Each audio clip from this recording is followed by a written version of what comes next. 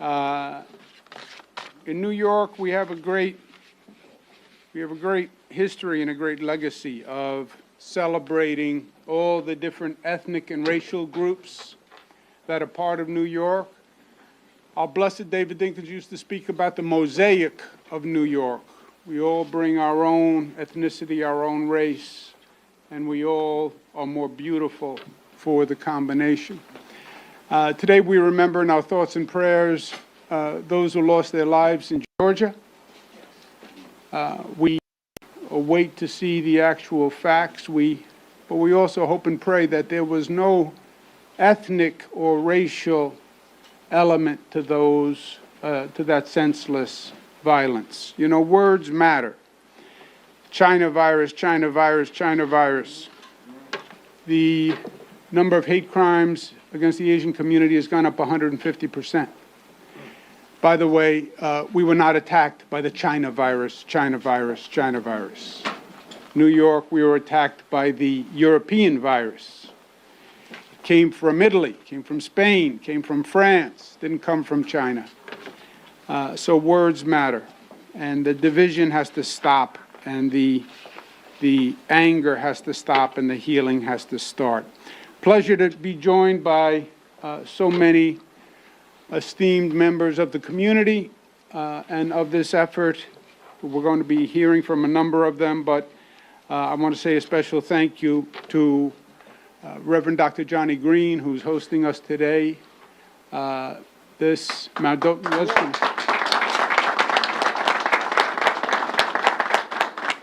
Mount Nebo Baptist Church is going to be a pop-up center, and I'm going to be one of their prime customers.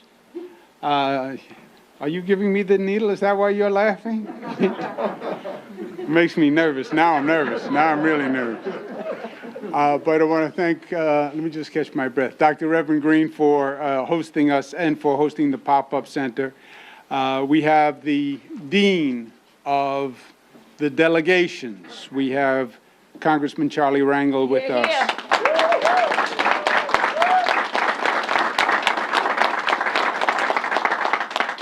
We have our great Assembly member, Inez Dickens. We have the head of the National Urban League, Mark Morial. I hear a voice. They told me she wasn't here yet, but I hear a voice.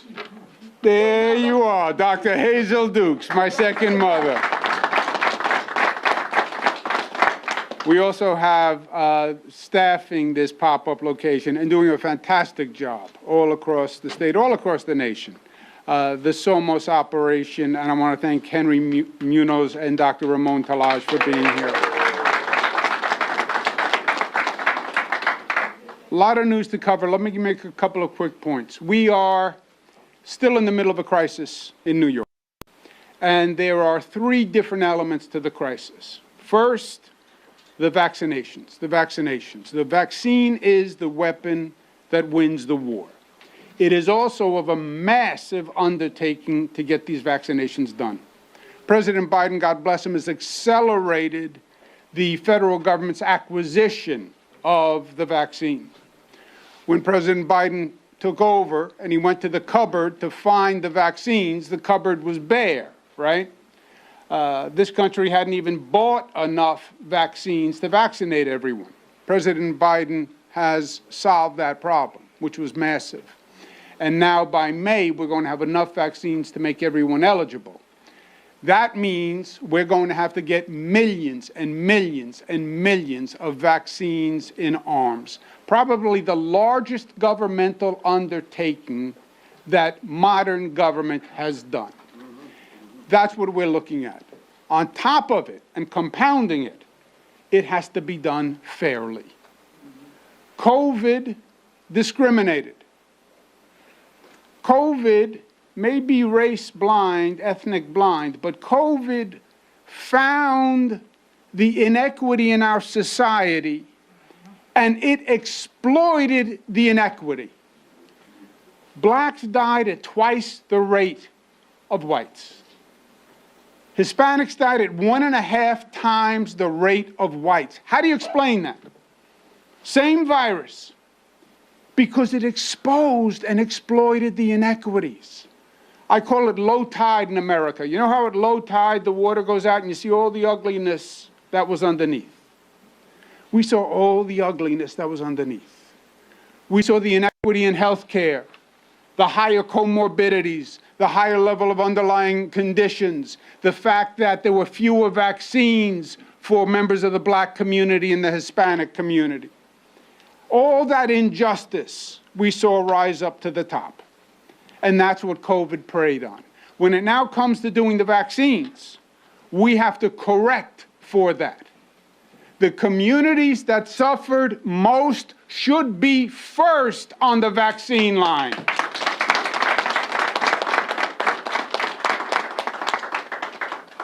We're not there yet. New York City, listen to these numbers. 53% of the population in New York City is white.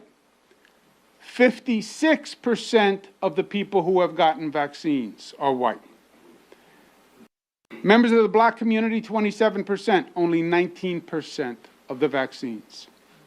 Members of the Hispanic community, 28% of the population, only 21% of those who have received vaccines. That inequity has to be solved. And that's what we're attacking. That's what we're attacking here today at Mount Nebo with 140 pop-up centers in predominantly black and Hispanic communities. That's what we are attacking by doing vaccines in public housing projects, in community centers, in zip codes that have a high predominance of black and Hispanic communities. We have to get out the word. The black and Hispanic community already pay too high a price. We have to get people vaccinated. Now, they talk about vaccine hesitancy. I don't call it hesitancy. Hesitancy is an amorphous term when you don't want to call it what it is. It's not hesitancy. It's trust. The black community is saying, I don't trust government when it says, don't worry, it's safe. They're saying, I don't trust the Trump administration when they said it's safe. By the way, I'm with them. I didn't trust the Trump administration when he said the vaccine was safe. But we put together a New York State panel, all the best doctors we have, they reviewed it and they say it's safe. Top black medical professionals in the United States of America, they say it's safe. The pastors who are here today from all across the state, they say it's safe. The SOMOS experts who know this vaccine have administered over 5 million vaccines in this state. 5 million. Nobody's asking you to go first. We have to get the vaccine. I said I personally vouch for it. I said I had my mother take the vaccine. When my children are ready, I'm going to have them take the vaccine. Today, I'm going to take the vaccine.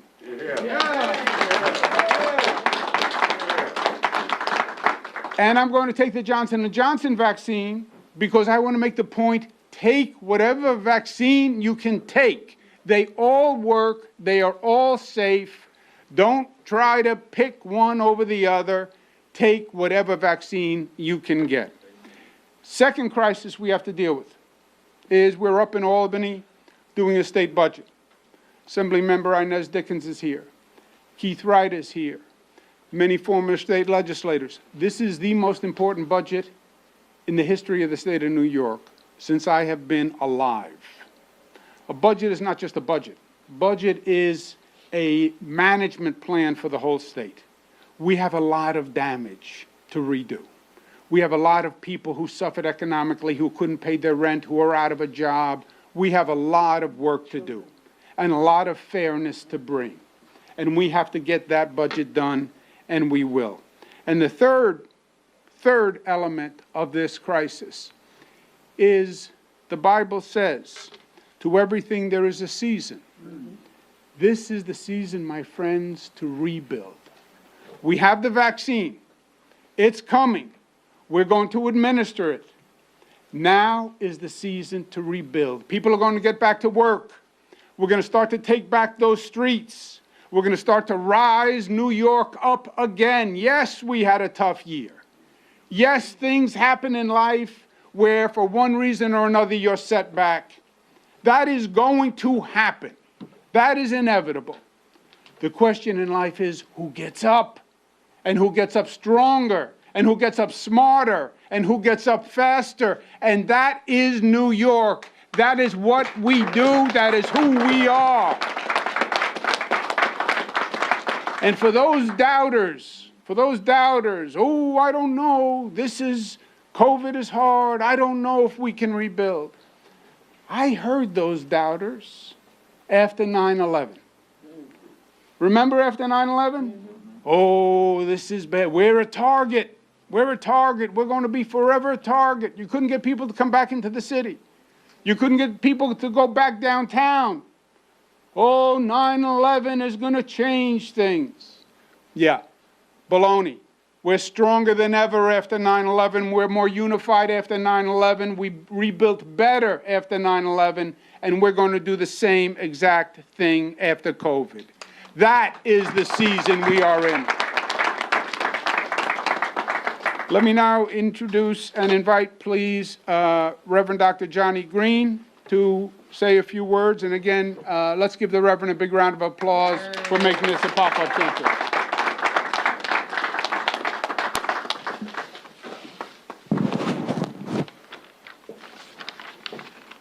Thank you, Governor. John Maxwell tells us in one of his books on leadership that everything rises and falls on leadership. That's right. And we can truthfully say today that we've had the best of leadership under Governor Cuomo during this time of pandemic crisis. So let's give our governor another hand. I want to take this time to acknowledge my brothers and sisters in ministry, fellow pastors and leaders in our Christian work. I want to begin by acknowledging the presence of our state denominational leader and president of the Empire Baptist Missionary State Convention, and also the founding chairman of the board of Impact, Reverend Dr. Carl Washington.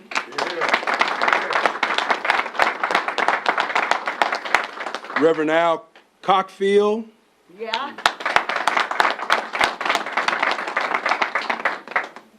Reverend Carl Wachop. Bishop Orlando Finlater. Yeah. Reverend Cassius Rudolph. Reverend Greg Merriweather. Reverend Malcolm Bird, Reverend Dr. Thomas Johnson, Reverend Dr. Robert Thompson, Reverend Renee Washington Gardner, Reverend Dr. Helen Wingate, Elder Mark Young, Reverend Susanna Riviera Leona, Reverend Sandra Baker, Reverend Jesse T. Williams, Reverend Willie J. Spencer, Reverend Dr. Lawrence Everett Aker III, my favorite nephew, Lawrence Aker IV, is with us today as well. Reverend Stanley Smith Jr. and Minister Barbette Hudson. Can we give them a round of applause? I'm pleased to welcome you all to our church, Mount Nebo Baptist Church. This church has a long history of social justice and being involved in the life of this community. What we're doing today and in the next 2 days could be considered an act of social justice. I personally want to appreciatively applaud the governor for coming here today to get his vaccine.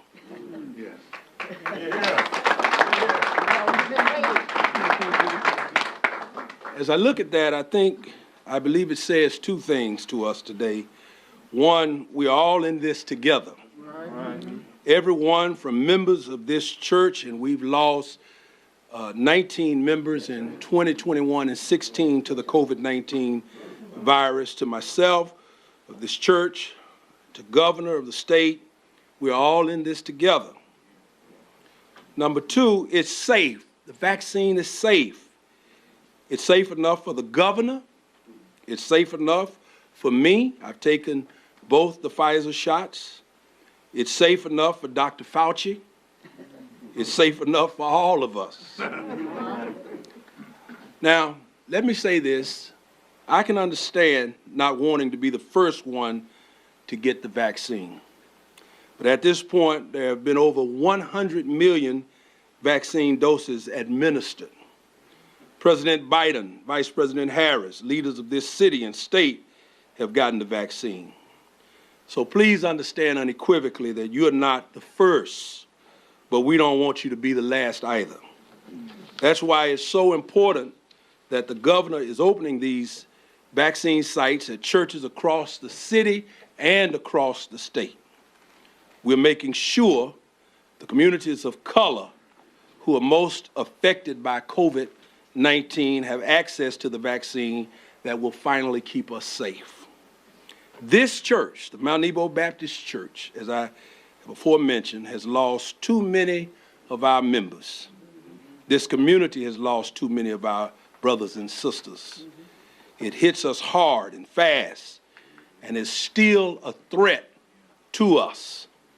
With the vaccine, we can finally protect ourselves as each other.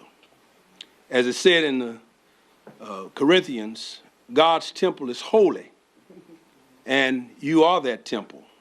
You must keep that temple strong. You must keep your body strong. To my community, I say, get the vaccine. Protect your life.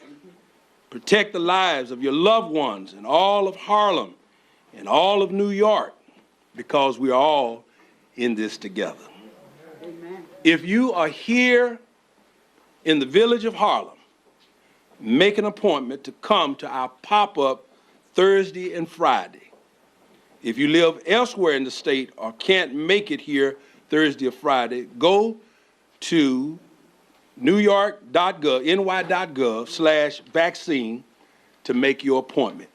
Thank you, and God bless you is my prayer. We'll now hear from State Assemblywoman Inez Dickens. Amen. All right.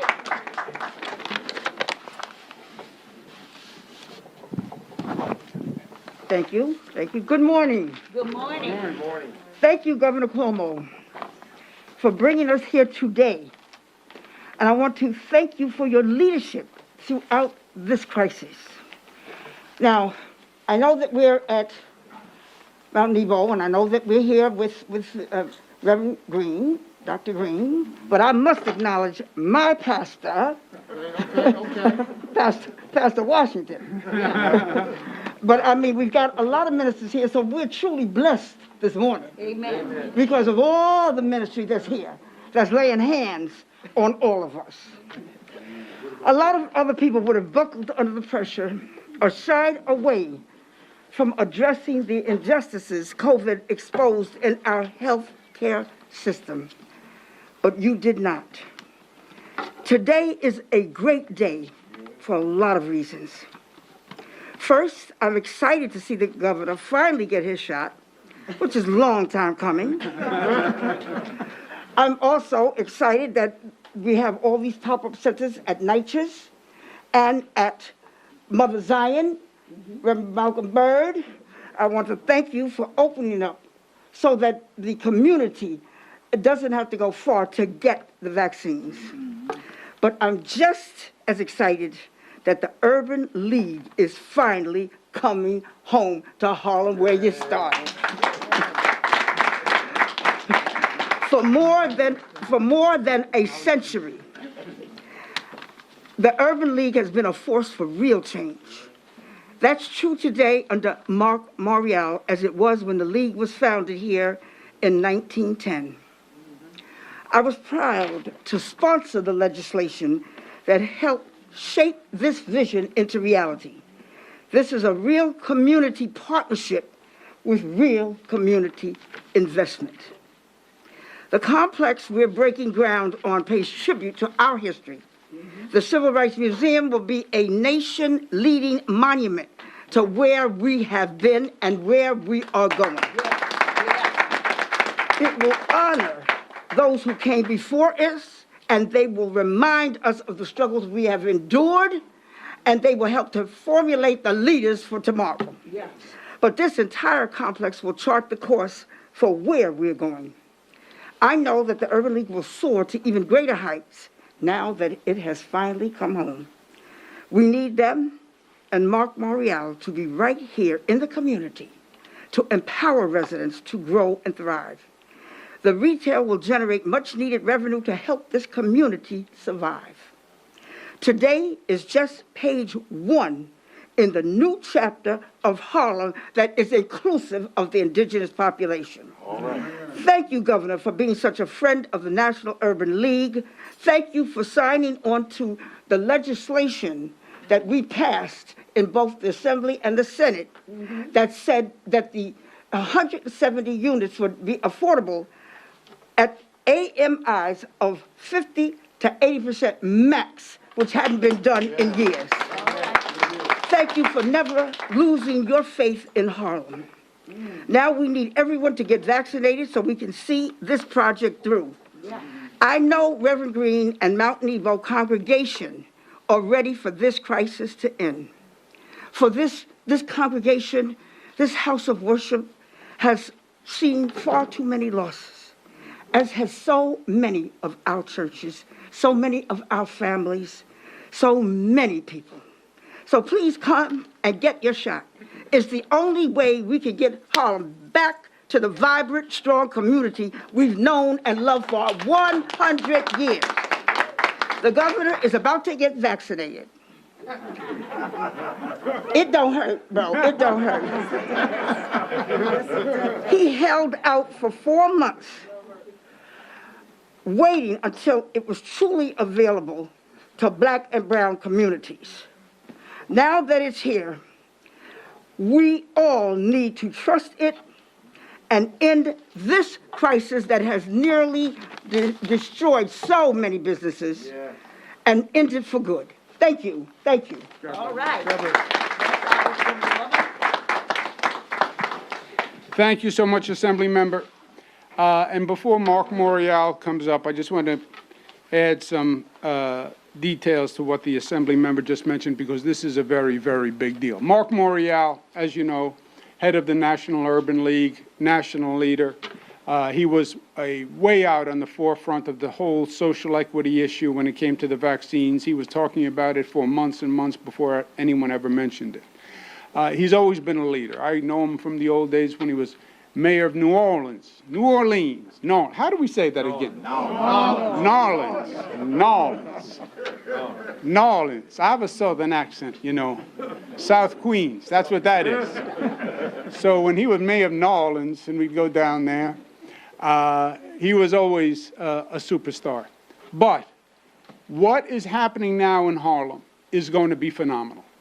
Because under this president of the National Urban League, he is bringing the National Urban League back to Harlem, where it started in 1910. That's a picture of the rendering of the new center, the Urban League Empowerment Center. It is going to be a headquarters. It's going to have a museum. It's going to be an office complex. It's going to be a housing complex. It's going to be a retail complex. It is a $242 million complex, 1/2 square feet, the largest mixed-use development in Harlem, period. Yep. That's what this is going to be.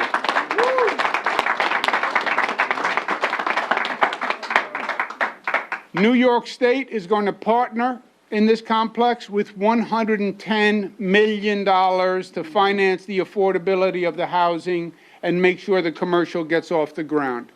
It is going to be another chapter in the rebirth of Harlem. It is going to be another chapter in the future of the new Harlem. It does not happen but for Mark Morial's leadership and vision and capacity, and it does not happen without Assembly Member Inez Dickens, who got up. $110 million is a lot of money. Yeah. And the Assembly member took to the floor.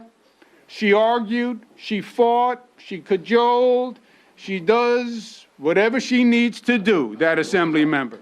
And she got it done. Let's give the Assembly member another round of applause. And give a big round of applause to Mark Morial. Thank you. First of all, good morning. Good morning. To Pastor Green, thank you for having us in your home today. And to all of the assembled leaders, the faith leaders, Ms. Dickens, Representative Dickens, the Dean, Charlie Rangel, to you, Governor Cuomo, for many, many reasons, and I'll outline in a minute. Let me just say, before I talk about vaccine equity, how significant and important each and every one standing behind me has been to produce this opportunity for the National Urban League to return to Harlem on 125th Street. But here's the story. In 2010, Chicago, Atlanta, Washington, D.C., and Philadelphia came knocking on the door of the National Urban League, saying, why don't you relocate to Chicago or Philadelphia or Atlanta or Washington, D.C.? Mind you, we have been, and we were founded here in Harlem in 1910 by a black man named George Edmund Haynes, the first PhD social worker from Columbia University, first black, and Ruth Standish Baldwin, a white woman who was a leading suffragist of that period.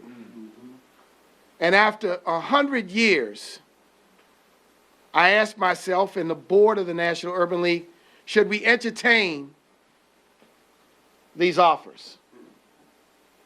And I said, before we entertain any offers, I want to go talk to my friend Andrew Cuomo, because we're not going to entertain any offer if there's a better offer here in New York City and in New York State. That journey began almost a decade ago for us to do something spectacular, but really, ladies and gentlemen, for us to practice what we preach. Come on now. We preach home ownership. Right. And I asked myself, why am I renting space in the financial district? We preach affordable housing, black business participation. And the question was, could we assemble all of these thoughts, these aims together to do something spectacular? So, ladies and gentlemen, what you have here, thanks to Ms. Dickens, and I went to Ms. Dickens, and Ms. Dickens said, I'm only going to support this if there is a focus on affordable housing. And I said, we will not embrace or endorse a project that further gentrifies Harlem. So with the support of Ms. Dickens and the governor and the city and the leaders, the faith leaders here, Reverend Young, who I did not know well, called me up, Reverend Green, early on when there was some community conversation going, and said, we're going to stand with you. So I want to thank immensely and enormously, but this is for Harlem. What will you have? 170 units of affordable housing, the National Urban League's headquarters, and the first ever Civil Rights Museum in New York history, along with retail anchored by Target and Trader Joe's. And, ladies and gentlemen, we're doing this with a team of developers, with a lead developer who's African American, architects and lawyers who are African American. So, Governor, you had faith, Ms. Dickens, you had faith early. And boy, it's been a road to get to where we are. So I want to thank you today and say how proud we are to be returning. This headquarters is for the Urban League movement. We have affiliates in 90 communities, including here in New York, New York Urban League, one of 90 Urban League affiliates around the nation. We serve almost 2 million people a year. We're an advocacy voice for racial, social justice, and economic opportunity. So thank you very much for giving us the chance to be a part of the Harlem of the 21st century. Governor, Ms. Dickens, and others. Let me just turn and talk about vaccine equity. It was in November of last year that my phone rang at 7:25 a.m. on a Sunday morning. My wife's like, who is that? I picked up the phone, it was Governor Cuomo. He said, are you aware that the plan being hatched, this is under the previous administration, is to deploy the vaccine through hospitals and chain pharmacies? He said, that sounds like it, and it isn't going to work, and it just buys into the same old inequitable plan. I said, Governor, it sounds like a train wreck in the offing. Like there's just not going to, it's not going to work and it's not going to be equitable. So at that point, we began with others working on lifting up the voice that for this to work, 200 plus to 300 million people, there had to be an equitable system to vaccinate people. This pop-up at this church is exactly what we called for last November, Governor, all across the land. Now, I want to add something else. The National Urban League just commissioned a poll done by an African-American pollster by the name of Cornell Belcher.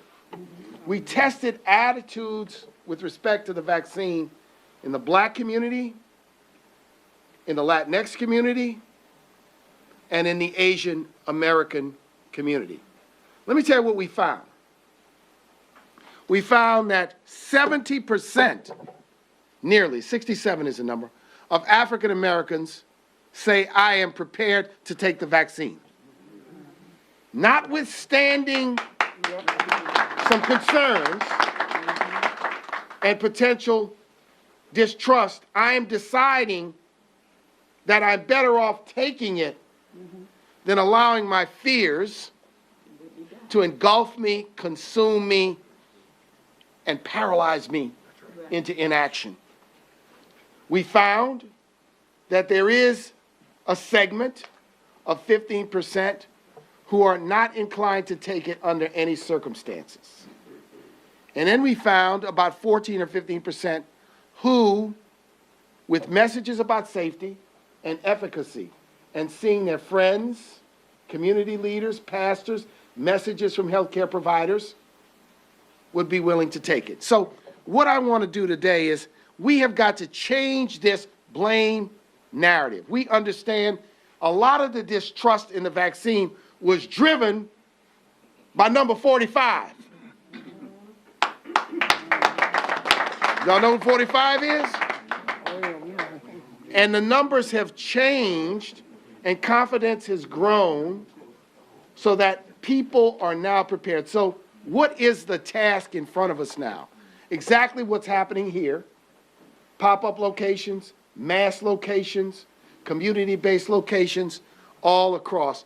This governor, from the beginning, his voice has led the way. Yes. This governor has helped us for civil rights and social justice leaders to talk about equity.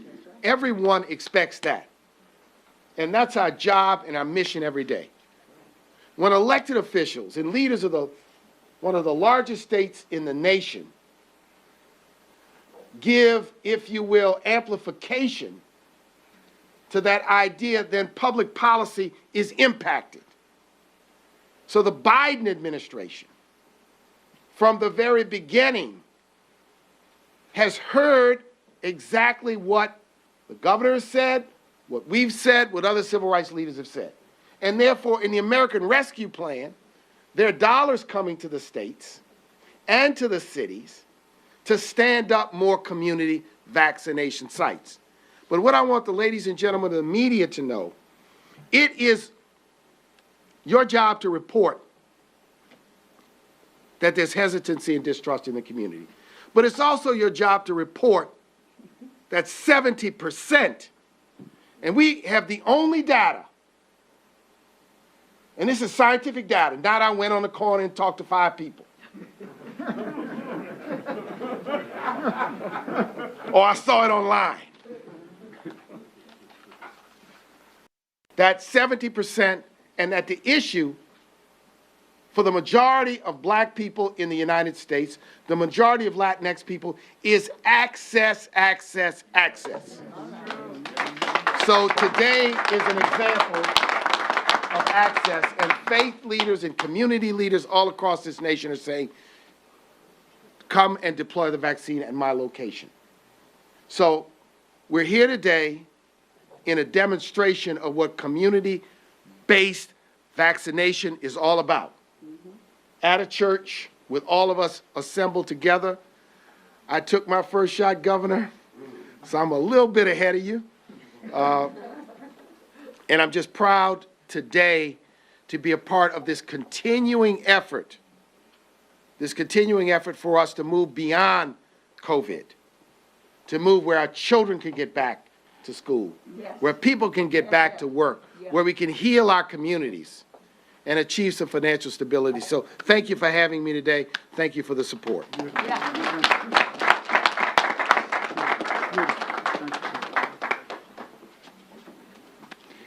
Let's give him another round of applause. Mark Morial, National Urban League, comes back to Harlem. Yep. It's my pleasure now to introduce Dr. Hazel Dukes, head of the NAACP. I refer to Dr. Dukes as my second mother because no other woman has been as frank and candid in disciplining me and telling me where I make a mistake, being as forthcoming and honest with her helpful advice on the error of my ways. Also, I want Dr. Dukes to know this state is the progressive capital of the nation. Not because we talk the talk, because we get things done.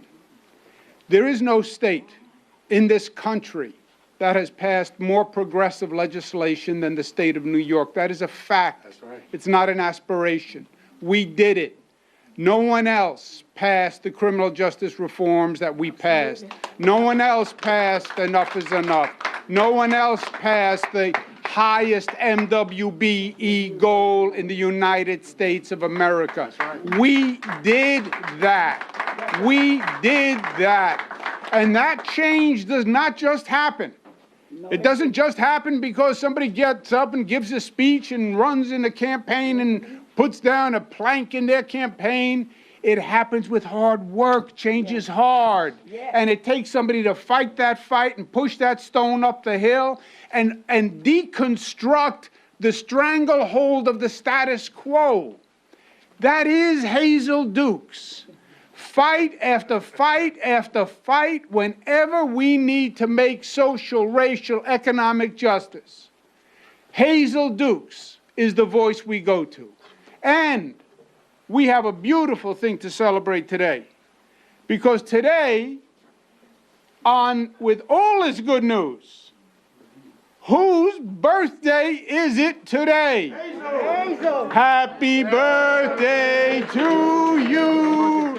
Happy birthday to you. Happy birthday, dear Hazel. Happy birthday to you. Only a son. Happy birthday, Hazel. I will bless the Lord at all times, and his praises shall continue to be in my mouth. Good morning. To Reverend Johnny Green, my friend. We've been having some ups and downs and rounds, but we all stayed together. Reverend Washington, but the New York State Baptist. Now, I know all these ministers in here. Every one of you. I know all of them.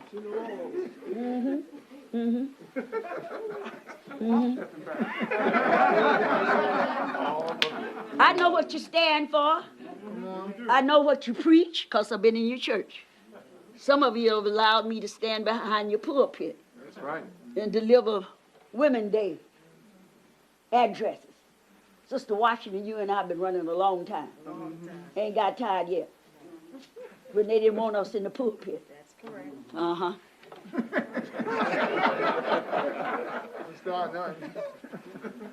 Let me say a word about my assemblywoman and my congressman, always. My congressman. Always. Inez Dickens is a fighter for what is right. But I must say that Mariel forgot one thing. We had an elected official said we don't need no urban league here. And Keith Wright and Hazel Dukes went to Sirius with you. That's right. I put the breakfast together. And I said the urban. Let me amend my statement. And I said the urban league is coming. She was not in the assembly then. She was in the city council. That's right. That's why we sent her to Albany. Because we needed somebody with some good sense Good sense to fight. to fight and to revitalize Harlem. This woman was born in Harlem and never left. That's right. So when she got said, Harlem ain't no state of mind for her. Harlem is real. That's right. Born and reared. Never left. When everybody was running to the suburb, she stayed in Harlem. Her and her family. So let's give it up for her. Now, I come here today. I took my shot at Harlem Hospital. And I said, roll up your sleeve, community. I don't know anybody who have died from the vaccine. Some people say they had a sore arm. Well, I'm so strong, nothing stopped me. I didn't have a sore arm. I didn't have nothing. I done had two. All right. At Harlem. So I come today to thank my son. I've known him since he was 12 years of age. I brought him a picture today, me and his daddy. See me sitting by his daddy? I'm not standing, I'm sitting next to his daddy. Giving his daddy directions.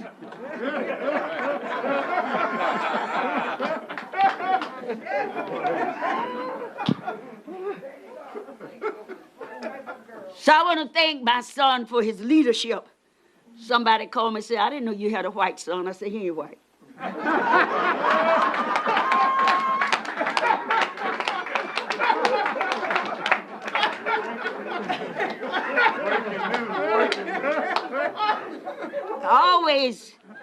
like when you call me your second mom.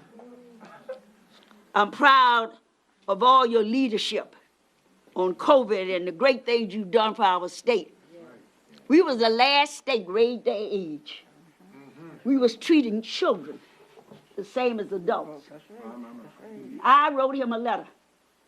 I said, we got to get this done. I went to the speaker and to the assembly leader.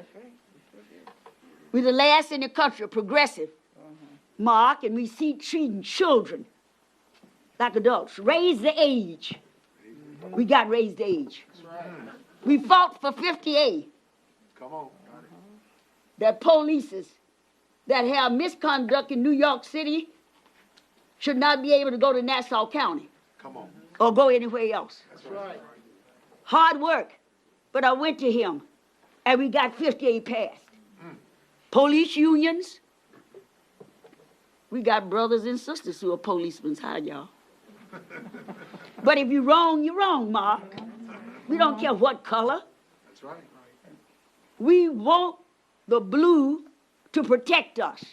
I've not called for defunding of the police. That's right. But I have called for accountability. There you go. And this governor, I was there with Reverend Sharpton and Mrs. Carr and Mrs. Bell. He put an executive order. We want to reimagine in this state the accountability of policing. And they're running like hell. They're so scared. Oh, NAACP has been sitting all around here raising hell. They said, my president told me to come. Lady up in Albany, she said, what? The mayor. So I said, yeah, we got to sit down. The governor executive order said on April the 1st, he wanted on his desk. And he wanted to make sure that the community had input in what you're writing and sending to him. So that's the kind of leadership. He's done a remarkable job leading New York over the last year. We are learning now. The test is here. The vaccine is here. I am glad that Mark Muriel told the press. I wish I was a press person sometime. Write the truth about what's happening here. We didn't have the vaccine. We did not have the vaccine. I was there when Reverend Butts took his, some of it. I was there. I know that Reverend Bird called me on Saturday telling me about his pop-up. The vaccine is coming now. And so stop writing but telling the truth that the vaccine is coming. He didn't keep the vaccine away. He didn't have it. On time when he thought he was going to get the vaccine, the weather stopped it. The transportation. And so now we have the vaccine. I know that some of them in our community, I talk to them daily. One part of the day, I do social worker, and the second part, I do civil rights. Social working is telling my community to come and take the vaccine. The next part is raising hell with him to get something done, to get my budget passed so my children can get back to school. That's what we are talking about now, me and the governor. Me and the governor is talking about getting the budget passed by April 1st. No other nonsense, and get this vaccine out to people. And so don't go asking what the vaccine is. All the vaccine is safe. So now let's get out, community, and go. I'm asking you to come. I know the parishioners that was lost here at Mount Nebo. Right. I know the parishioners that were lost here. I know them personally. And so I stand today to remind the governor and the health people for coming into our community. We have screamed and yelled. Jesse can tell you how I have fought with the governor's staff. Oh yeah, you know that. I want it in Harlem. I want it in walking distance. We had Wally, okay? We wanted the Armory. But at that time, we needed refrigeration with the Pfizer. And now we have the Johnson & Johnson that do not require all the refrigeration requirements. And so we can get it into our houses of worship. we can get it into our community centers. So community, come on, let's get it. Let's not hear what the people are saying. Let's believe the scientists and the doctors. Marielle brought all the national leaders together. I was on that call, and we heard from African-American doctors who told us it was safe.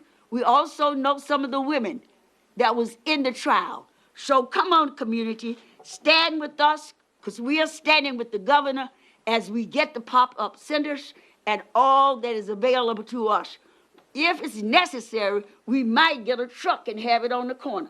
Mobile. So just come on and stay with us while we work with the governor and his staff to get more facilities out in the community. But we need you to be there. So the sooner we have more people vaccinated, the sooner we can put an end to the suffering of COVID, we will be able to reclaim our lives back and get back to our normal routine of being out seeing our family, kissing our grandchildren, and having a lot.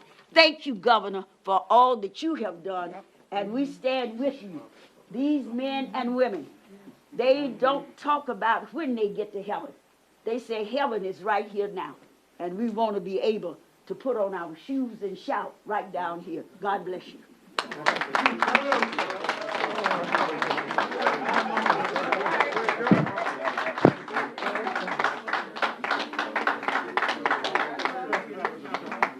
You wonder why I am the way I am. You see how I was raised. Happy birthday, Hazel Dukes.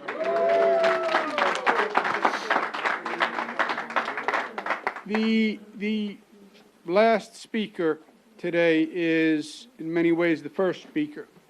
And I asked the congressman if he would give us the honor of closing comments today. I was raised by Hazel Dukes, Mario Cuomo, Charlie Rangel. As a young fella, I was always in the room listening to them. And I learned very early on one important lesson. The good fight is a fight. The good fight is a fight. Things don't change without a fight. And it is hard. The progress that Hazel was talking about, 50A, raise the age, criminal justice reforms, these things were hard. Special prosecutor for police misconduct and killings. These things were hard. Every one of them is hard. Every one of them is a fight. And if you're not willing to make the fight, then you lose. It's that simple. Inez Dickens had to get $110 million to build the Urban League. It was a fight. That's right. And if she doesn't win, then it's just another cardboard dream that somebody walks around with. Hazel Dukes, you hear her passion, her soul. She's there to fight, to win the good fight. Congressman Charlie Rangel. He was on the battlefield before anybody, and he was there alone. He was a pioneer who broke trail. When you break trail, it makes it much easier for the person who's walking second. That's right. It's the person who goes first that gets all the branches and all the thorns and all the pain of going through that trail first. And it was Congressman Charles Rangel, Basil Patterson, Carl McCall, David Dinkins. They broke the trail. Percy Sutton. I was in Washington. Young fellow, I went down to work with the Clinton administration. But Bill Clinton was going to start a new urban development program called Empowerment Zones. It was a renaissance of urban rebuilding. Hadn't been done in decades. Congressman Charles Rangel was in the room. And there was a discussion with President Clinton. I was there because I was at HUD, and I was going to actually administer the program. And they were talking about how to design the legislation for the empowerment zones. An empowerment zone is going to be like $150 million. It was a phenomenal grant to an urban community. And the congressman and the president were discussing how many there were going to be nationwide. And they wanted to keep it small because they wanted to make sure there was enough money for each one to be done right. They didn't want it to become model cities where everybody gets 50 cents and you wind up accomplishing nothing. So they wanted to keep it small so we had enough funding. And the president said, well, maybe we can do 6. And the congressman said, that's an option. You can do Harlem and 5 others. The president said, maybe we can do 4. Congressman said, that's an option. You can do Harlem and 3 others. And I'm looking at the congressman. His face is not moving. The president said, maybe we do 7. He said, that's true. You can do Harlem and 6 others. But there was no way Harlem was not going to be an empowerment zone. And that began all of this. That began all of this. That was the bold, boastful, optimistic statement. We can bring Harlem back. We can bring 125th Street back. We can reverse decades of decline. Nobody believed it. But Charlie Rangel did. And now you look at all the things that begat. You're right. Apollo Theater, New Urban League, commercial development on 125th Street, prices of housing now going up. People wanting to live in Harlem. That all starts because of one person's courage to lead the way. An inspiration to all of us, an inspiration to me to this day.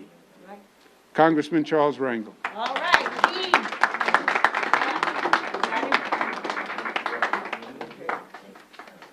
Okay. I like that speech. Wish my mom could have heard it, she'd have believed it. I'm going to call and tell him. First, let me thank all of you on behalf of my wife and family for the wonderful support that you have given to me to been able to serve this village for half a century. I always say I was raised on the streets of Lenox Avenue, became a big shot, moved uptown from 132nd Street and Lenox Avenue to 135th and Lenox Avenue.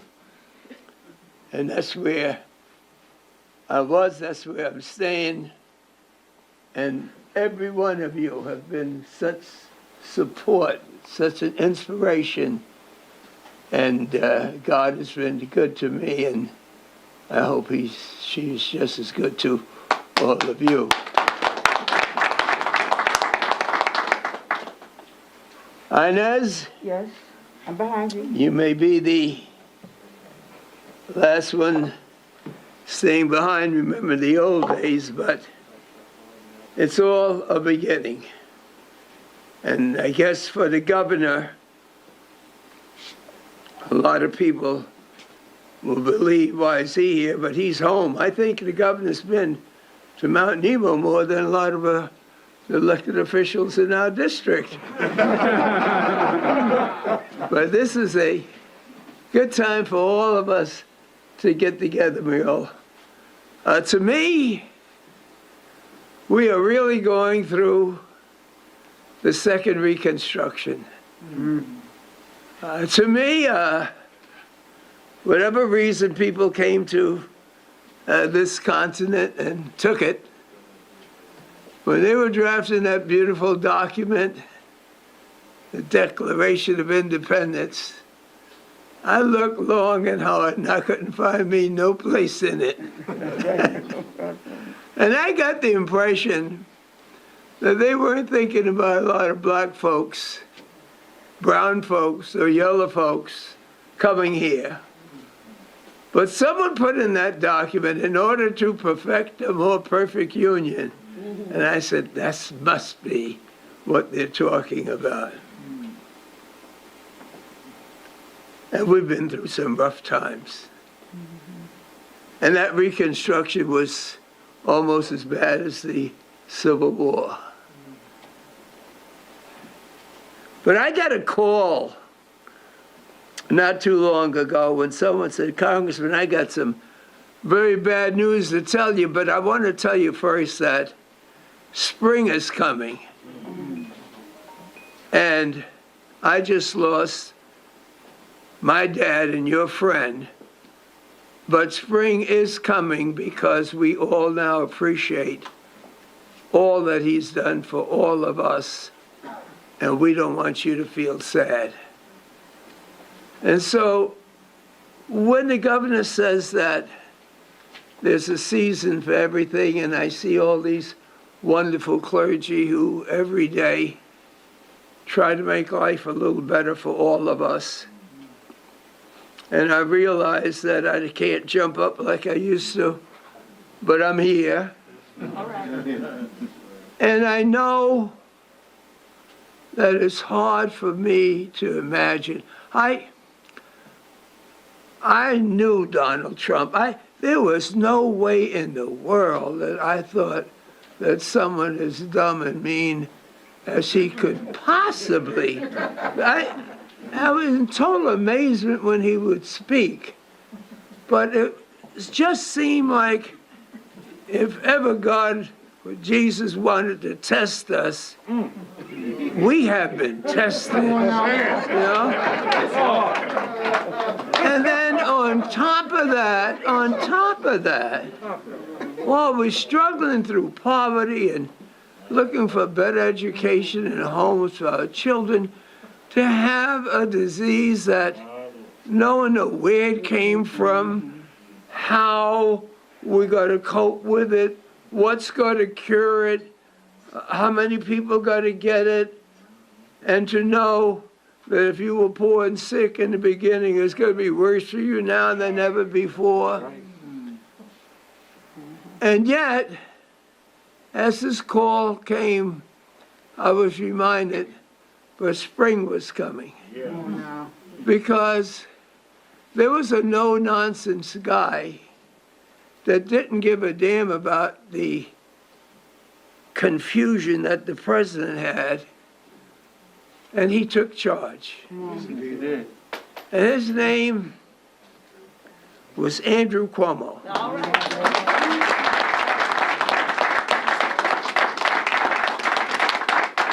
And he didn't tell us not to forget, and that it's nothing, that it's just passing through. And didn't tell us to panic, that damn it hell we weren't going to be around tomorrow. He said, let me tell you what's going on here. This is some very serious business. And he not only brought the most scientific evidence and political direction, but he brought it in such a way that so many people say, I don't know what the hell he said, but I have so much comfort that somebody is in charge and that we got to get over this thing and we got to do it together. And governors from all over the country were saying, what the hell is going on? But they watched and they listened to Governor Cuomo, and I felt so proud as a New Yorker because people were calling saying, you got hit the hardest, but you really are pulling through because somehow you managed to have a governor that had the spirit to allow you to know that this is just one more obstacle.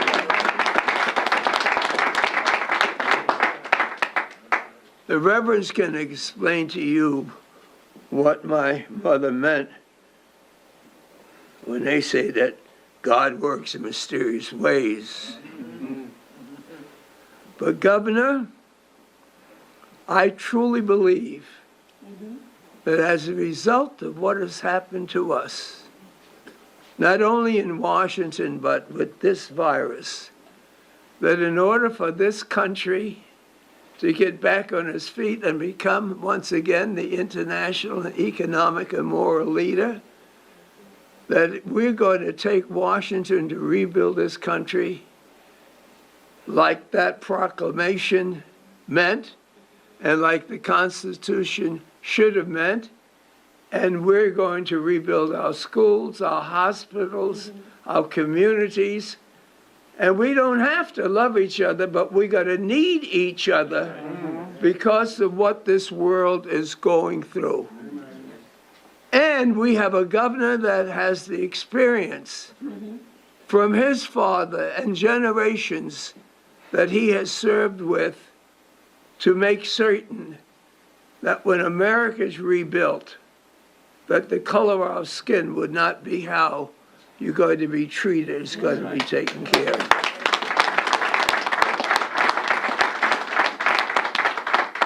Now, some people must say, well, why would the governor pick a time like this to be coming to hospital to Harlem? He could be getting a shot. Well, in my opinion, when people start piling up on you and you're trying to figure out, is this the same country that says that you can make any allegation that you want to make, but due process and a hearing is basically what we believe in this country, then you would hope that any one of us, and when I say any one of us, I mean it. I don't care whether you're a clergy, a politician, a business person, you go to your family and you go to your friends because you know that they are going to be with you. And I could not have felt more proud than I did, and I call Inez when I read a statement that she had issued, Lonnie Lundell Davis, it reminded me of it. And she didn't just speak for an assembly person, she spoke for our community, saying back off until you got some facts, and at the same time to say to the governor, thank you so much for what you have done, what you are doing, and what you continue to do, because springtime is here.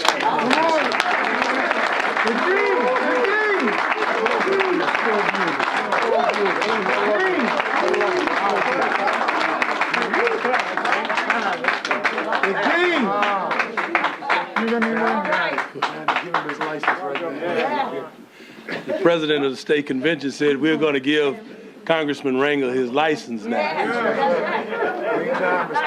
Governor, it's time to get your shot. I'm ready. Elder Mark Young from our church is going to get his shot as well. All right. Elder, you're going to have to raise that up.